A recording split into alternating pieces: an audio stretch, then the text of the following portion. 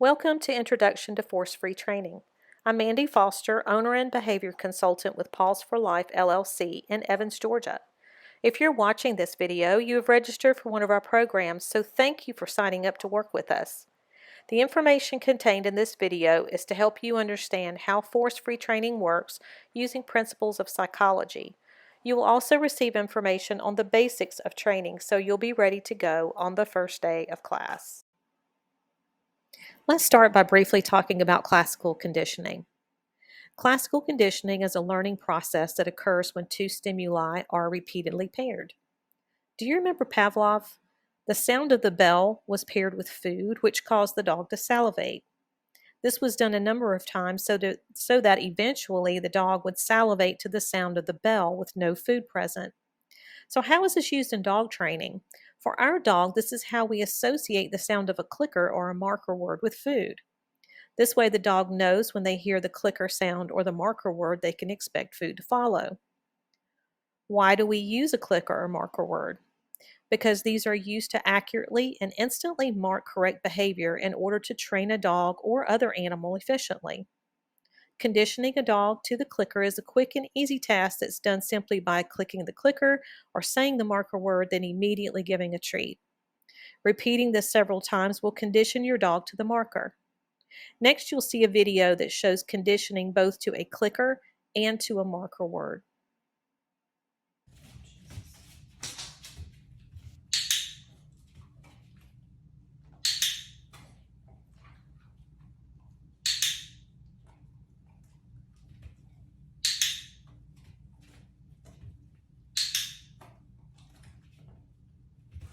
Yes. Yes. Yes. Yes. Yes. Yes.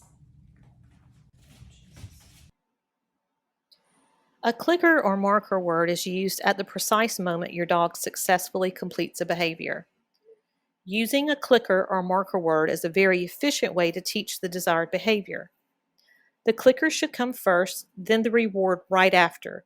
You should not click or mark and reward at the same time. If using a marker word, choose a word that you don't normally use for your dog. Everyone should use the same word. A common marker is the word yes. Now let's look at an example of incorporating the clicker or marker word into training. Say you're teaching your dog to sit. Your dog sits. You instantly click your clicker or say your marker word, then follow up with a treat. And one thing you should never do is to never use a clicker to get your dog's attention. This should only be used to mark correct behavior.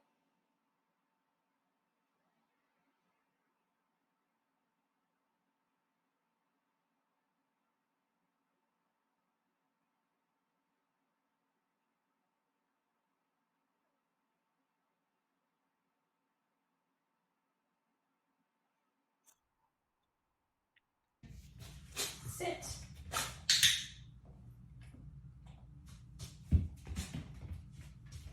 Sit. Down. No. Sit. Sit. Down. A little aggressive today. Okay. Okay.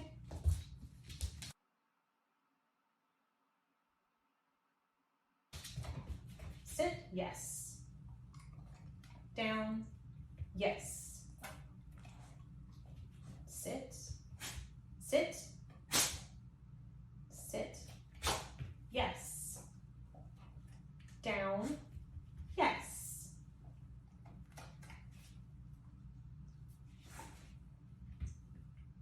Down. Yes. Now I'm going to torture you with a little psychology lesson. We're going to start by looking at operant condition.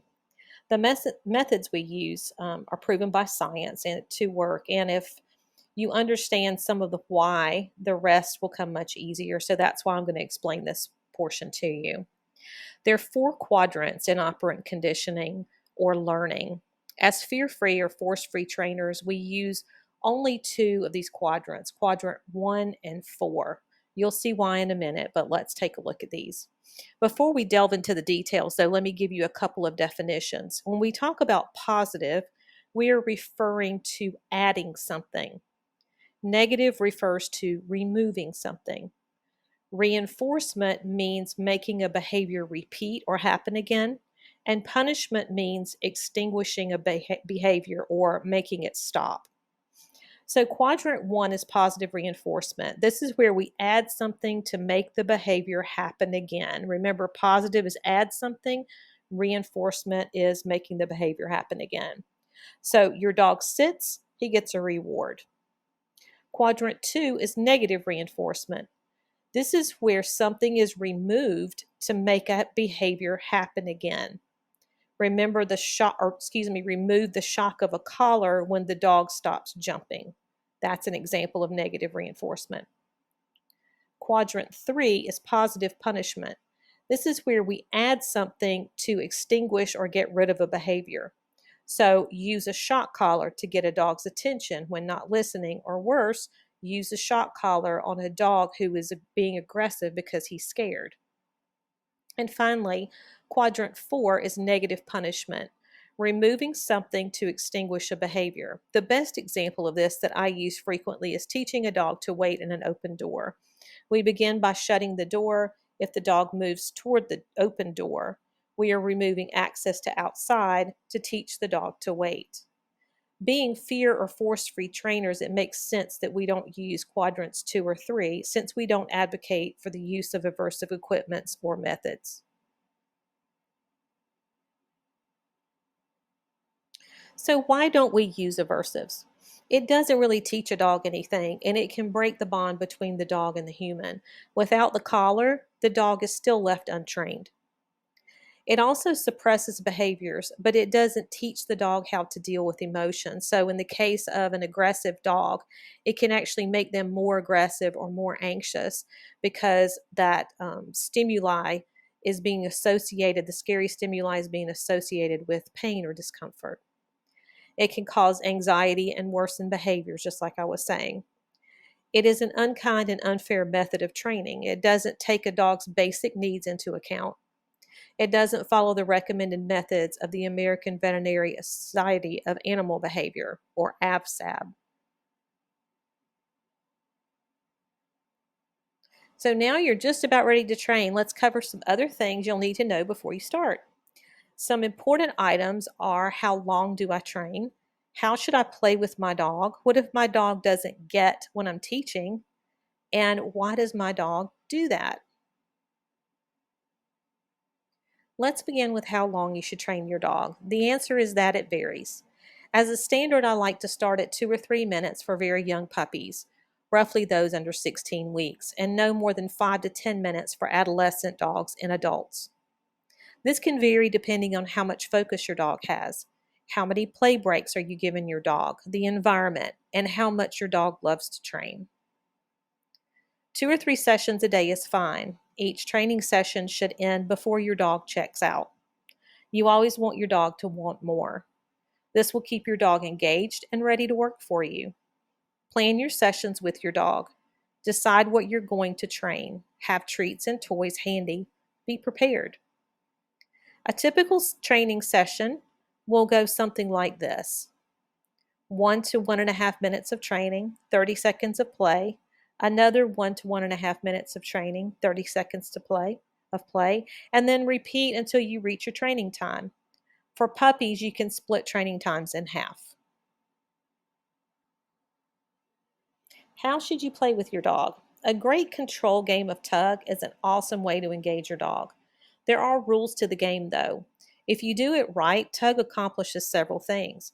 It reinforces your dog's skills. It teaches impulse control by teaching your dog to drop an object, and it exercises their neck and shoulder muscles. Plus, it's fun. The rules to a game of tug are: tug for 10 to 15 seconds, the dog drops the toy, dog sits, lays down, or you have them do another skill that they know. As soon as they complete the skill, they immediately get the tug again. Repeat until playtime is complete.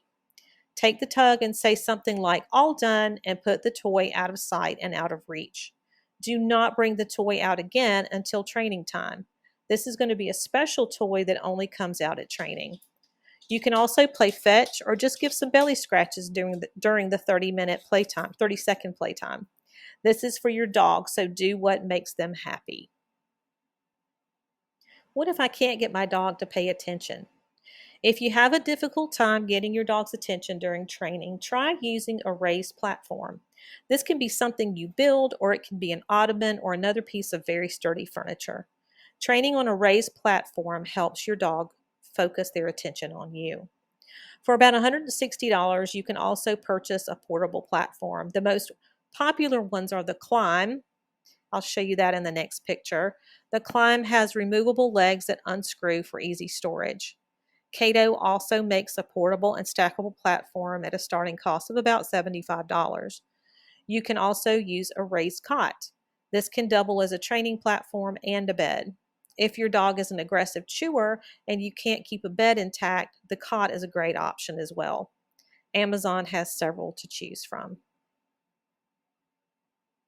And here are the raised platform options. The elevated bed that I was telling you about, the Climb that does have removable legs, and they are stackable if you get more than one.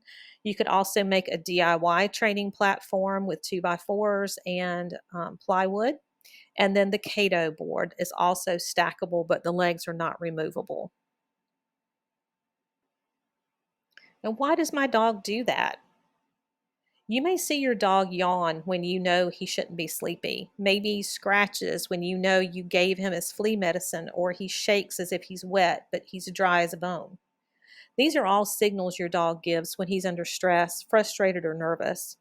It's important to be aware of these signals and others so that you can tell if your dog's feeling uncomfortable during training sessions or in unfamiliar situations or environments. Keep in mind that your dog isn't born knowing how to speak your language. It's up to you to teach him. It's also up to you to teach him what is expected of him in different situations. Learning to communicate with your dog will help prevent anxiety and strengthen your bond with your buddy. Please take a look at communicating with your dog in a later module. So before we go, just a few training tips. Number one, only say what you want. So be very clear with your dog. If you want him to sit, just say sit. If he doesn't sit, don't say anything. Just wait a few seconds and repeat sit again. Practice marking behavior. You can practice with somebody else in your house. You can have them just stand up and then sit in a chair. And when they sit in the chair, click your clicker or say your yes word and mark when their hiney hits the seat of the chair. Keep your cues consistent. So don't say lay down in one instance and down in another. You also want to make sure that everyone in the household is on the same page and they're using the same cues and they're using the same techniques to teach your dog the behaviors that you want to see. And then do the homework that I give you, or do the homework your trainer gives you if you decide to work with a trainer. That's so important for you to do before the next session. If you don't, a lot of times skills build on previous skills. So we start teaching foundation skills and then we build on those. So if you don't do your homework, you're going to be behind. Thank you for hanging in there with me. You're ready for your class. Please don't hesitate to get in touch with us if you have any questions before class begins. You can reach me by direct message on our Facebook page at facebook.com/pawsforlifellc or email at info@pawsforlifellc.com. I'll see you soon.